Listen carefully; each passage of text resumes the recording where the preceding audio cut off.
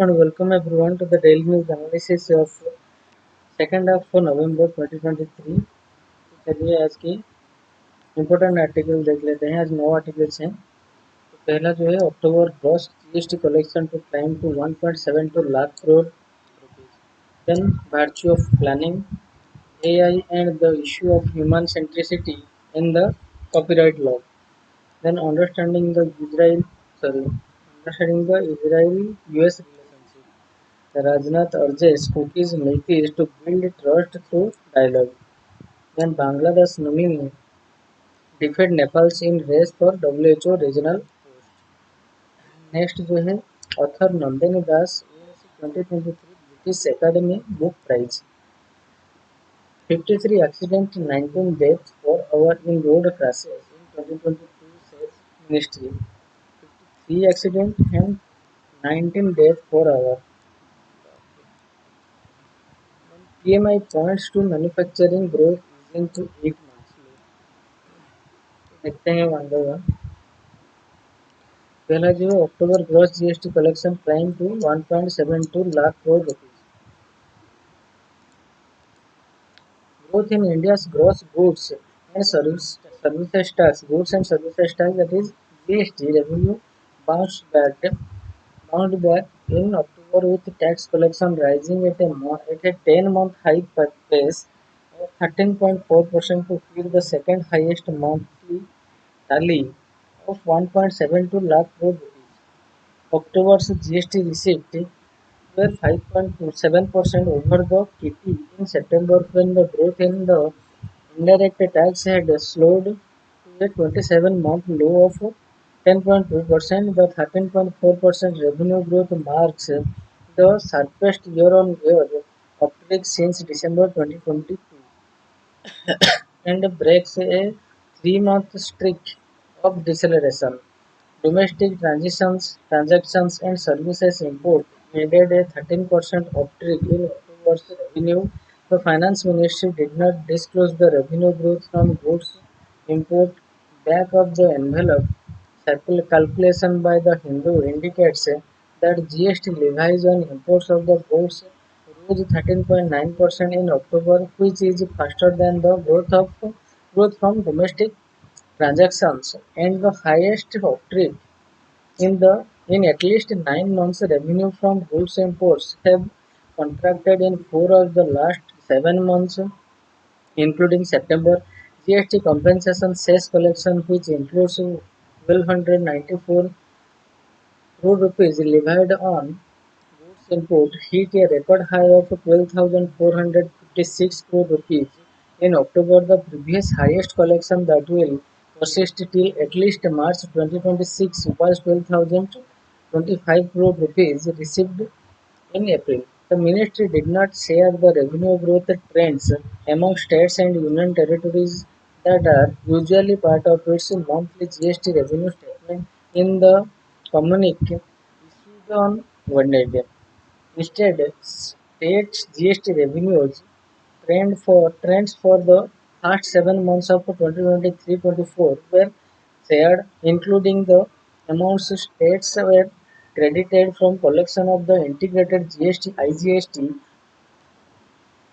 Following such IGST settlements, state GST revenues were up to 12% between April and October 2023, with just two states reporting negative growth: Manipur -19% and Himachal Pradesh -2%.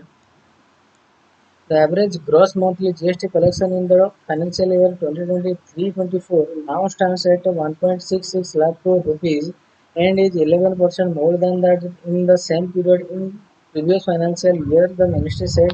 Then deadline effect. Experts believe October's GST stemming largely from transactions that took place in September got a fillip from some festive spendings as well as compliances deadlines and steps to curb evasion. One of the reasons for this rise is the time-bearing period for financial year 2017-18. Moreover, the spate of notices and anti-evasion drive have led to substantial collection, said Parag Mehta, partner indirect tax at N.A. Saha Associates. ICRA chief economist Aditi Nair said the higher than anticipated collection would have got a leg up from quarter end adjustment as well as the overall momentum in the economy. KPMG indirect tax head Abhishek Jain linked the significantly increased collection to settlement of disputes for 2017-18 as normal period of limitation was ending on September 30. A mid-year collection of such a high number is definitely worth a cheer and the ongoing festivities driven consumption could help this continue, he said.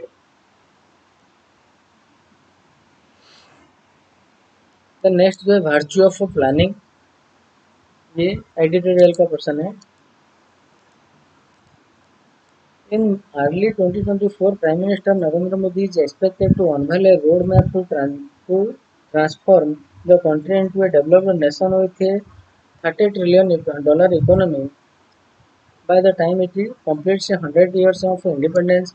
The Vision India at the rate 2047 plan, as it is officially named, has been in the work for nearly 2 years with officials across ministries brainstorming on how to take the country from its current level of development to where it aspires to be. The Niti Aayog in the process of giving this vision document a final shape will soon run its central ideas and goals past top minds across sectors including World Bank President Ajay Banga, Apple chief Tim Cook, as well as Indian industrialists and thought leaders to fine-tune them and factor in any blind spot coming ahead of the Lok Sabha election. The plan may well be viewed as the government's policy playbook promise for the prospective voters, but irrespective of electoral outcomes, future governments would do well to keep an earnest outlook towards the board agenda. India's rise from 1991, when it accounted for 1.1% of the global economic output, to the 3.5% share it now commands as the world's fifth largest economy, has been driven by the government of varying political hues, largely sticking to the reform and liberalization agenda. Blips in the pace and vigor of the reforms have also been visible across governments, including the present coalition independent regime, especially on the trigger changes needed in factor markets such as land and labor. The final plan should have some idea to help navigate such challenging reform and ensure policy certainty for global investors keen to on India's growth story, minimizing the government's role to that of an enabler rather than a micromanager is another detail that would be critical, especially as some recent decisions have marked a hark back to habits of the past, be it production-linked incentives, import licensing, or overtly jealous taxation.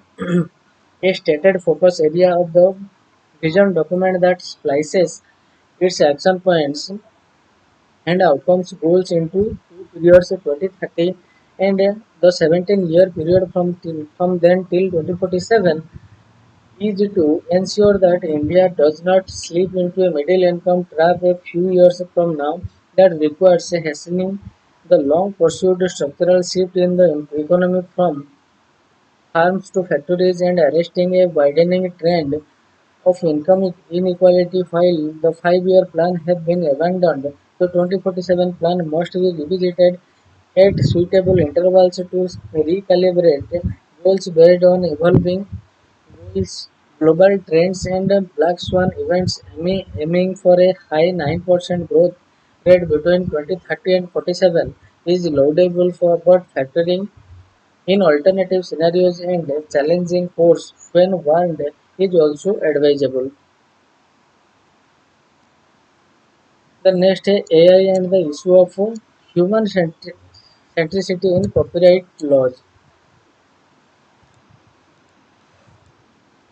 The executive order in the United States issued by the Biden administration on October 30 on safe, secure, and trustworthy artificial intelligence illustrates the changing attitude of global leaders towards AI regulations, implementation, and the use of AI without the necessary safeguards can have enormous implications for the future of humanity and challenges in regulatory approaches are a welcome development, ownership and enforcement. One of many areas wherein AI has raised a tough questions is ownership and enforcement of intellectual property rights. For example, while generative AI tools such as ChatGPT and Midjourney allow people with minimal creative skills to reproduce reasonably beautiful outputs, with the help of couple of text prompts, their use has raised a number of copyright-related questions. These include whether the use of copyrighted materials, including text and images, as a training data infringes the right of millions of authors and artists on the internet. A related query revolves around copyright ownership over the output generated by AI autonomously or with inputs from humans. A recent decision of the United States District Court for the District of Columbia in Stephen Haller versus Sierra Perlmutter is remarkable because it provides some insights on whether copyright can exist in work autonomously created by AI. In this case, Mr. Thaler owned an AI system named Creativity Machine, which he claimed had autonomously created a piece of visual art in his application of copyright registration before the US Copyright Office.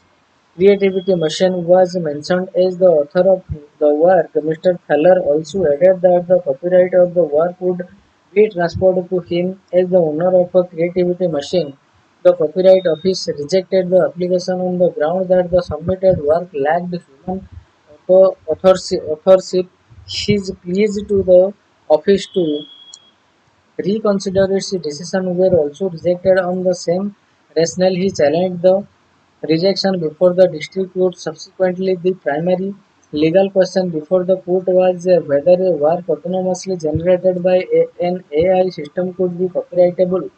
After reviewing the relevant statutory provisions, case laws, and theoretical justifications for copyright protection, the court concluded that human creativity was essential to copyright protection.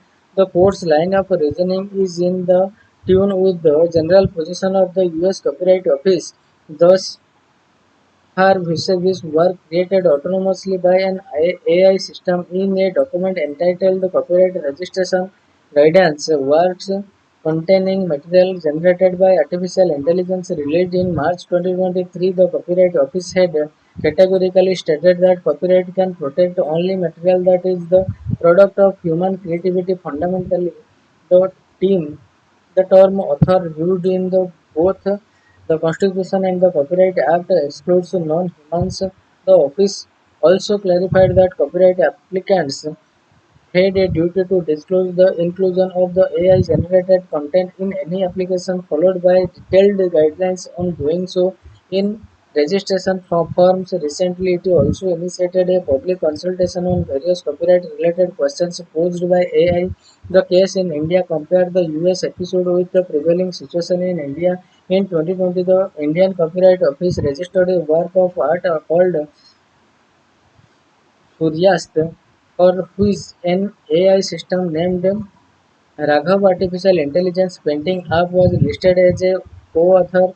The Copyright Office had previously rejected an application in which the same system had been listed as the sole author. While India has not affected any legislative changes in the Copyright Act of 1957, the Copyright Office ignored the human authorship requirement in India copyright law when granting registration with an AI system as a co-author. When the matter when the matter became controversial, the office sent a notice to the human co-author in the application declaring its intent to withdraw the registration, but the data from the Indian Copyright Office website suggests that the work concerned continues to remain registered. The Copyright Office is also yet to articulate mandatory disclosure requirement on the use of AI or even initiate broader consultation on his on this important issue. It may also be useful to review the current scenario in light of the recommendation of the 161st report of the Department related Parliamentary Standing Committee on Commerce entitled Review of the Intellectual Property Rights Regime in India, July 2021. The report has suggested reviewing the Copyright Act 1957 and the Patent Act 1970 to incorporate the emerging technology of AI and AI-related inventions in their ambit. A careful reading of the report suggests some of its recommendations aims to relax the standards for securing copyright and patents, but these recommendations do not appear to be informed by the any study of IP-related challenges and needs of the AI innovations ecosystem in India. The committee did not consider the potential adverse implications of such an approach for the startup ecosystem in India. This is alarming. IP rights confers monopoly protection as any monopoly rights can have extensive negative consequences on society. We need to be cautious about extending in a straightforward way extending existing IP protection to AI generated work. Many of the traditional economy arguments such as the need to incentivize author and investors through the copyright and patents do not hold with the autonomous creative output of AI system since the machines are not influenced by such incentives in some policymaker courts in India also need to assume a more cautious approach against diluting the human centricity in copyright law.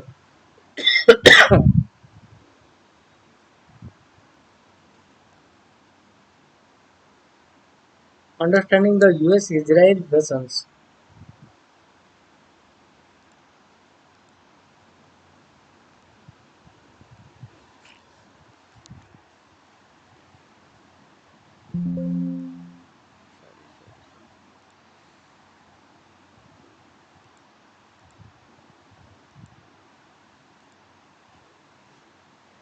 Within days of October 7, attack by Hamas inside Israel killing at least 1,400 people, President Joe Biden traveled to Israel to declare solidarity with the Jewish state. Mr. Biden described Hamas as unadulterated evil and stated that America stands with the Israel since the October 7 attack. Israel bombing has been bombing Gaza relentlessly and is currently carrying out a ground invasion in which at least 8,700 Palestinians have already been killed. The US has been careful not to criticize Israel even in the face of the latter's disproportionate attack on the tiny enclave of 2.3 million people. The US has also voted a United Nations Security Council resolution that called for a humanitarian pause to Israel's attack and voted against a resolution at the United Nations General Assembly calling for a humanitarian truce, which was passed with a landslide. This is not surprising given the history of the US-Israel relationship. Barring minor personality clashes between leaders, the US has stood Israel, solidly behind Israel, irrespective of the latter's action, at least since 1967. What are the origins of US-Israel ties? The US has supported the idea of a Jewish homeland even before the state of Israel was declared within the historical Palestine in 1948. On March 3, 1919, 2 years after the Balfour Declaration, in which the British government declared its support for the creation of a Jewish homeland in Palestine, President Woodrow Wilson said, "The allies nations, with the fullest concurrence of our government and the people, are agreed that in Palestine shall be laid the foundation of a Jewish Commonwealth." In 1922 and 1944, the US Congress passed a resolution endorsing the Balfour Declaration. The US was the first country that recognized Israel in 1948. The recognition came in 11 minutes after the proclamation. I had faith in Israel before it was established. I have faith in it now. President Harry Truman said on May 26, 1952, though the US offered the state of Israel support right from the latter's birth, the initial 2 decades of their relationship had not been very smooth. The Eisenhower administration was unhappy when Israel, along with France and Britain, launched with the Suez War. Washington threatened threatened to cut aid to Israel if it did not withdraw from the territories it had captured. The Soviet Union also threatened to fire missiles unless Israel withdrew, and finally Israel had pulled back from the areas it seized. Similarly, in 1960s, the Kenny administration had voiced concern about the Israel's secret nuclear program. However, the 1967 war, in which Israel defeated Jordan, Syria, and Egypt all in 6 days and captured a swath of territories, brought in a paradigm shift in the way Washington looked at the Jewish state. The United States at that time was bogged down in Vietnam. Israel defeated the Arab countries without any major help from the US, and the war was wrapped up quickly. Also, two of the Arab countries, Israel defeated Egypt and Syria, were Soviet allies. From then on, the US started seeing Israel as a stable ally who can check the expansion of Soviet influence in West Asia. Then, what is the current status of the US-Israel ties? Today, Israel is an exceptional ally of Washington. The US offers partially unconditional financial, military, and political support for Israel, which has been occupying Palestinian territory since 1967. Israel is an undeclared nuclear power but has never faced any global scrutiny or pushback thanks to the protection offered by the US. Israel is also the largest recipient of America's aid. It has received $158 billion in aid from the US since the end of the Second World War. Currently, Israel gets $3.8 billion in military aids every year from US, which accounts for about 16% of Israel's total military budget. The US is also Israel's largest trading partner with annual two-way trade hovering around $50 billion. Both Israel and the US also have a deep defense partnership which involves joint research and development and weapon production. For example, the Iron Dome, Israel's famed missile defense shield, uses parts built in the US, and the system is financed in part by the US. With US help, Israel has built a highly advanced defense manufacturing base, which has made the country the world's 10th largest military exporter since 1972. The US has used the veto power over 50 times to strike down resolution critical of Israel in the United Nations Security Council. From the 1973 Yom Kippur War onwards, the US has also offered solid military support to Israel in its conflict. In 1973, after Israel was taken attack by the surprise attack by the Egypt and Syria, US supplies proved vital for Israel to push back the enemy troops from the occupied Golan Heights and Sinai Peninsula. In 1982, the US sent multinational forces to Lebanon after Israel's invasion of the country. After the first Intifada, the US supported the Oslo process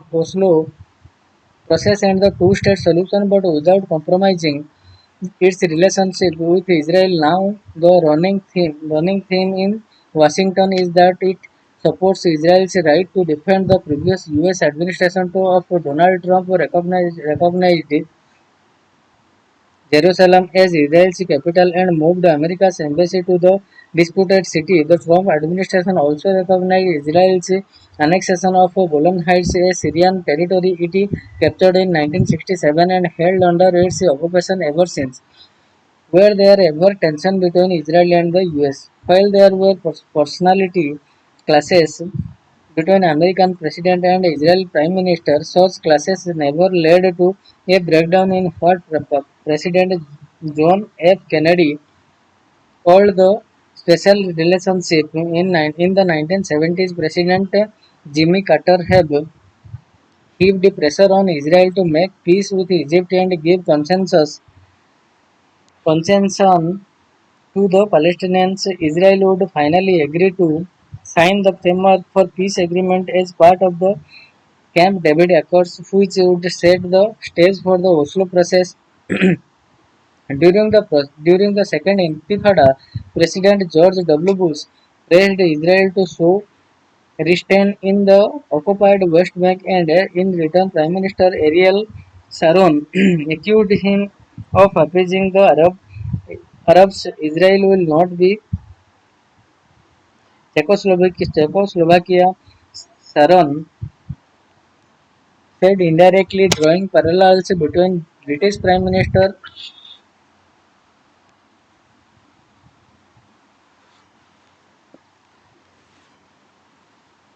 Neville Chamberlain's surrender before Hitler in the 1938 Munich Agreement, and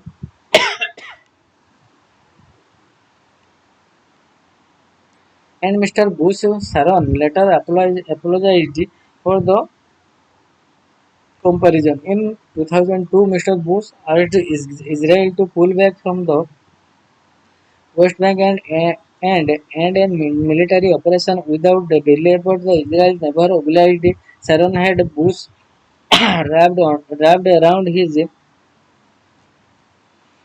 little finger.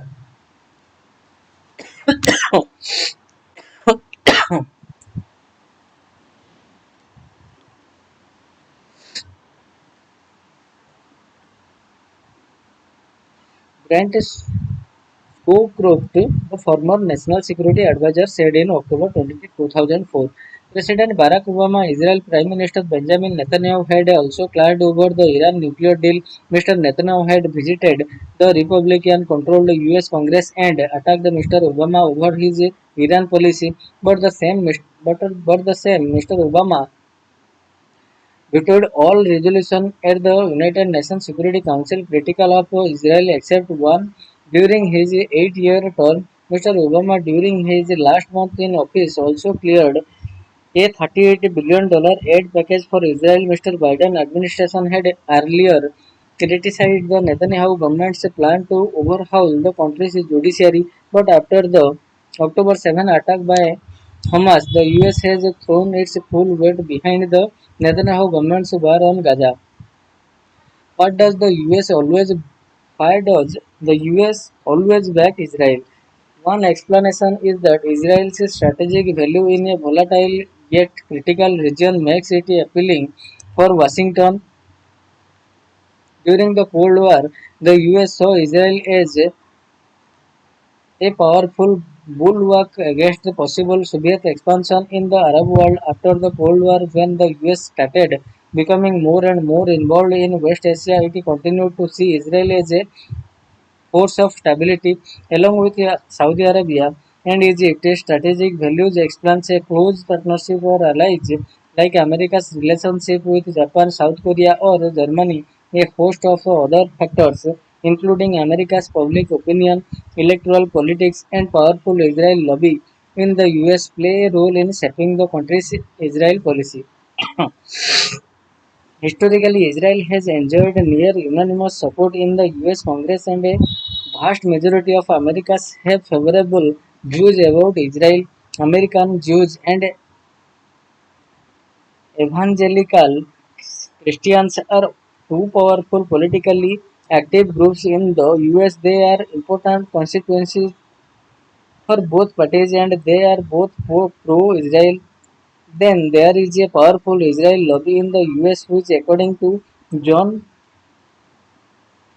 Newsommer and Stephen Walt, heavily influences US policy towards the Israel. The lobby helps amplify pro-Israel voices, back pro-Israel politicians, and work towards playing down or neutralizing voices critical of Israel. They argue in their 2006 essay, The Israel Lobby, in London Review of Books. The American Israel Public Affairs Committee, AIPFC, a powerful pro-Israel lobbying group, hosts top leaders from both countries, including presidents, senators, and prime minister for its annual gatherings. A pro-Israel group also support both parties in the US financially. For example, during the 2020 campaign, pro-Israel group contributed over $30 billion, 63% of which went to the Democrats and the rest Republicans, according to the Open Secret.org. Besides, there are strong ties between the military industrial complexes of both countries. Therefore, all these factors together, Israel's strategic values, America's domestic policy, the presence of the pro-Israel lobby, and military-industrial interplay make sure that there is an institutional consensus in the US about its leadership with Israel, irrespective of which party of president is in power in Washington DC. The next is Rajnath urges cookies and Metis to build trust through the dialogue.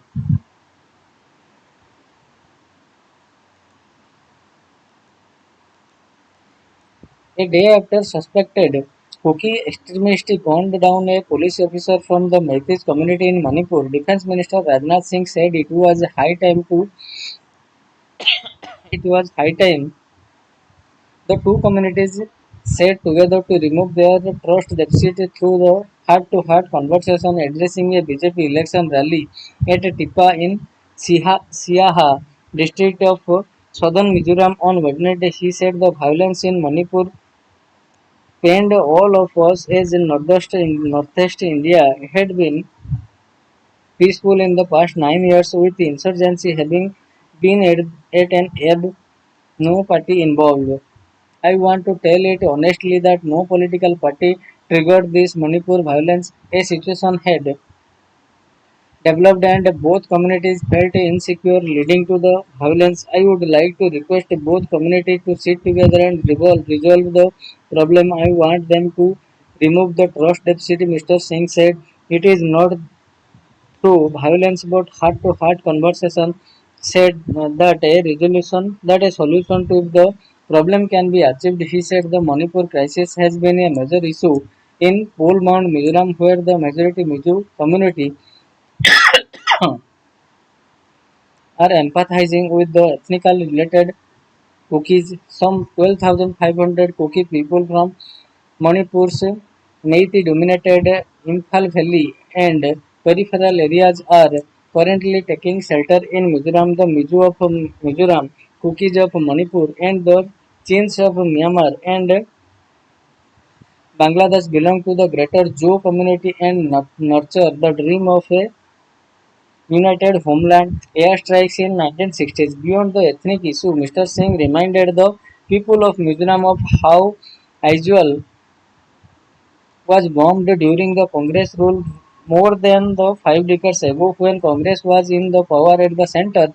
It carried out the first airstrike in Mizoram. We will make sure there is never a situation in the Northeast that makes our own government to carry out an airstrike. He told the gathering the Indian Air Force had carried out airstrikes in Aizawl in 1966 during the early days of Mizoram extremists led by the Mizo National Front MNF, now a political party and an ambiguous ally of the BJP. Mr. Singh said road and rail connectivity in the northeast improved significantly since Prime Minister Narendra Modi took charge as the Prime Minister in 2014. Road and rail connectivity in the region has changed drastically. We built 4,000 kilometers of roads here after 2014. The government spent 58,000 crore rupees for the purpose, the defense minister said while criticizing the MNF and Congress for failing to develop Mizoram. You people may be away from Delhi, but you are closer to our heart, Mr. Singh said, asserting why the electorate needed to back the BJP in Mizoram. Election to the 40-member Mizoram Assembly are scheduled for November 7.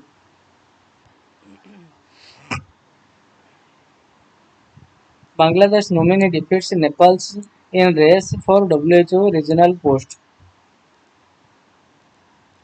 Bangladesh Prime Minister Sheikh Hasina's daughter Saima Wajed was on Wednesday elected regional director of the World Health Organization's Southeast Asia region. She defeated Shambhu Acharya, a public health veteran from Nepal, in a vote held here during the 76th session of the WHO Regional Committee for Southeast Asia region. India's Bangladesh, Bhutan, North Korea, Indonesia, Maldives, Nepal, Sri Lanka, Thailand, and Timor-Leste. 10 of the 11 member countries took part in the vote. Myanmar did not send a delegation to the Delhi meetings. The nominations will be submitted to the WHO Executive Board during its 154th session on January 2020, 22, sorry, 22-27 in Geneva. The WHO regional office said in an official communication the newly appointed regional director will take over the Poonam Khetrapal Singh's on February 1.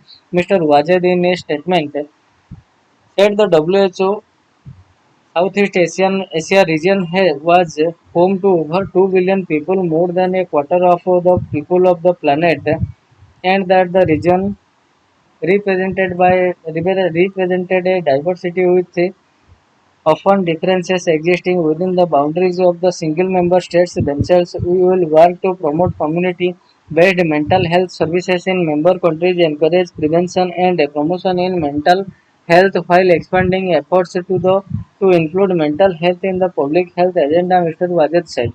Reacting to the result, Saurabh Sarkar, former director of WHO ACARO, said the election demonstrates the collective resolve of member states to move forward with the vision set out by Mrs. Wajed. As a former WHO staff, I would look forward to a stronger, responsive, and responsible WHO working at the global, regional, and country levels on the principle of one WHO and more participation of the civil society at all stages of WHO work, he said. Author Nandini Das wins 2023 British Academic Book Prize.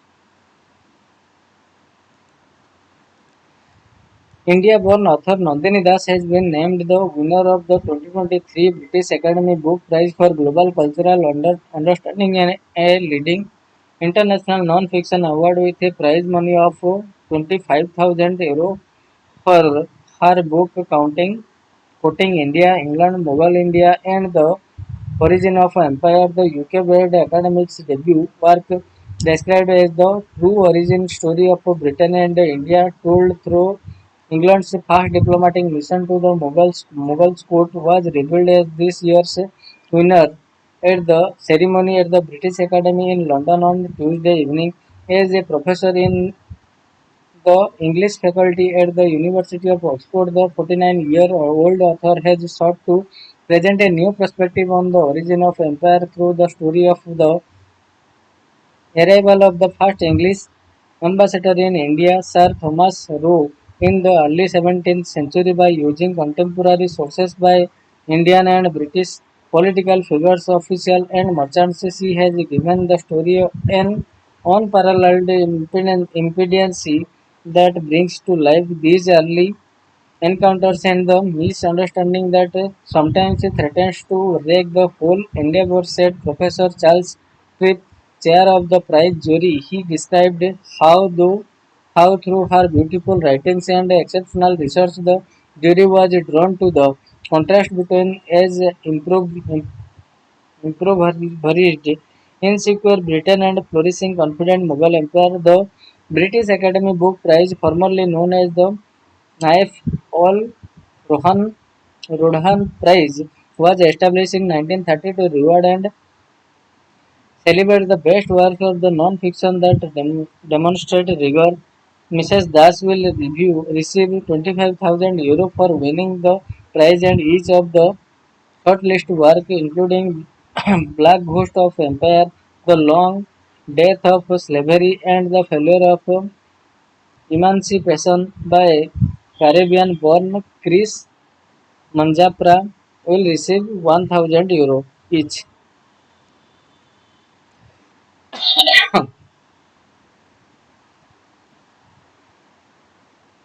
The next 53 accidents, 19 deaths per hour in road crashes in 2022, says Ministry.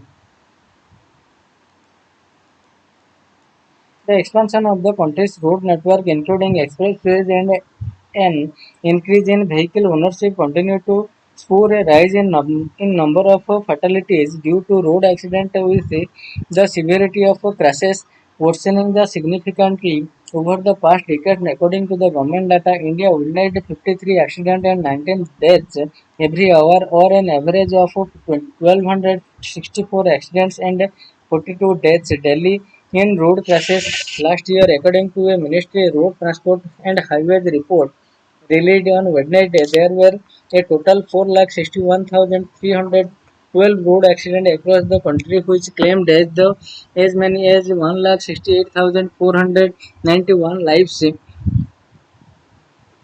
The number of road accidents in 2022 increased by 11.9% and death rose by 9.4%. The severity of the road crashes measured by the number of people killed per 100 accident